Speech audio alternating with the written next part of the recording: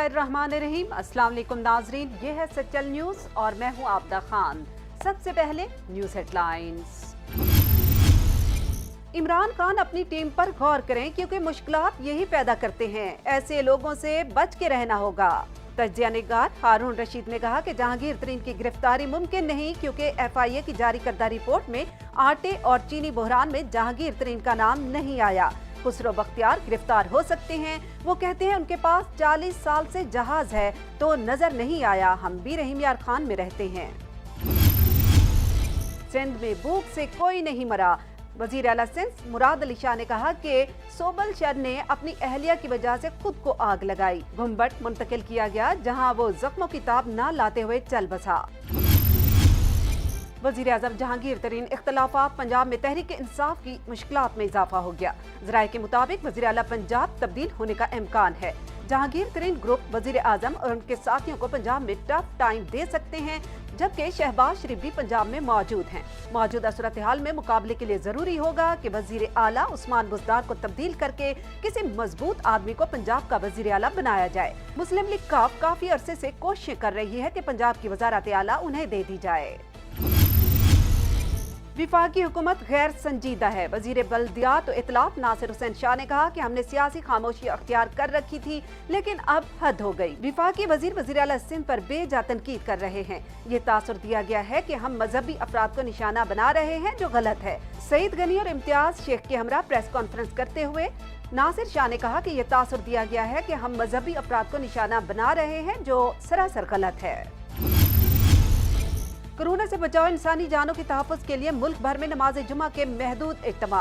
हुकाम और उलमा की अपील पर मुख्तलिफ शहरों की मसाजिद में इमाम, मस्जिद और मुअज्जिन समेत 3 से 5 अफराद की शिरकत।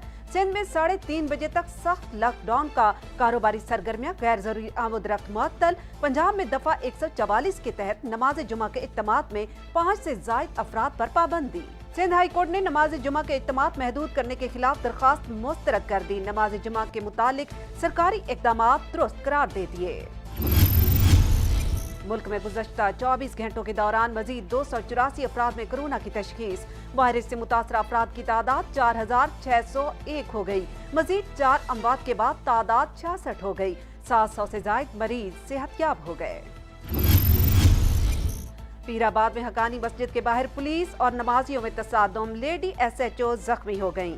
हकानी मस्जिद सियोड़ी बाबा मजार में जबरदस्ती मस्जिद में जुमा की नमाज पढ़ने से मना करने पर नमाजियों ने SHO पीराबाद और इसके साथ ड्यूटी पर मौजूद इंटेलिजेंस ऑफिसर ASI हयात गुल और अहलकार सलाम को जदोकोब किया, जिसकी वजह से SHO पीराबाद नाक पर खराश आने पर जख्मी हो गई। लॉकडाउन ने गरीब की कमर तोड़ दी। रुकन सिंध असम्बली सईद आफरीदी ने कहा कि जिला गरबी की आवाम की सूरत हाल बहुत ज्यादा अबतर है। गुर्बत तो मजीद जमीन से लग गए हैं। डिप्टी कमिश्नर PTI के मुंतखब नुमाइंदगान को जवाब देना तक जरूरी नहीं समझते। उलमा ने अवाम से जुमा के इज्तिमात में शिरकत न करने की अपील की थी कि नमाज जुमा घरों पर अदा की जाए। मुफ्ती नईम ने कहा रियासत ने लॉकडाउन का फैसला किया है तो लोगों को पाबंदी करनी होगी।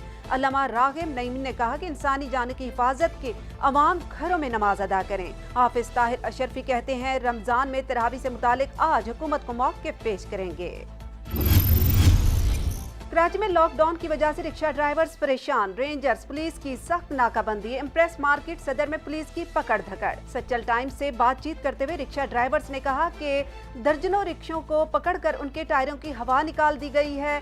कराची में अंधेर नगरी चौपट राज है। ड्राइवर्स का एहतजाज। किसी मस्जिद को सील नहीं होने देंगे। मौलाना राशिद सुमरो ने कहा कि तबलीगी जमात के साथ मजीद ज्यादती किसी सूरत बर्दाश्त नहीं करेंगे।